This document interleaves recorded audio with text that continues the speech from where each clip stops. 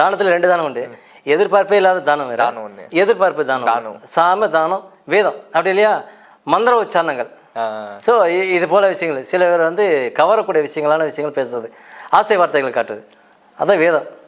இதை வந்து சூட்சமான விஷயம். அதனால தான் சாம தான வேதம். இதுக்குள்ளே நிறைய அர்த்தங்கள் அடங்கும். சரியா? அதை போல் நான் அந்த பிள்ளைக்கு சொல்லிக் கொடுத்தேன். கல்யாணம் முடிஞ்சு போச்சு. நான் ஒரே ஒரு வாக்கு மட்டும் கேட்டேன், நீ எனக்குன்னு எதுவும் கொடுக்க வேணாம், எனக்கு எதுவுமே வேண்டாம், எனக்கு எம்பெருமானு எனக்கு என் கருணையில் அவர் இருக்கார், நீ எனக்கு சொல்வாக்கை கொடுத்துருக்காரு, ஆனால் நீ வந்து சொல்வாக்கு மாற்றக்கூடாது, எனக்கு ப்ராமிஸ் பண்ணி கொடு, தாராளமாக சாமி ப்ராமிஸ் பண்ணி தரணும் பண்ணிவிட்டு மலை மேலே நான் சொல்கிற ஒரு ஆசிரமத்துக்கு மாதம் மாதம் ஒரு நாள் ஏன்ற அரிசி வாங்கி கொடு, தரமாக கொடு அப்படின்னு. சரி சாமி, திருமணம் ஆகிப்போச்சு. என்று வரை அந்த பொண்ணு செய்யலை. அது தப்பாச்சே சுவாமி. அதுதான் அப்படி தான் பண்ணிகிட்டு இருக்காங்க. நான் இது மாதிரி நிறைய பேர், 1 2 கிடையாது, என்ன என் வாழ்க்கையில் நிறைய விஷயம் என்கிட்ட வர்றதெல்லாம் எல்லாமே சக்ஸஸ்ஃபுல்.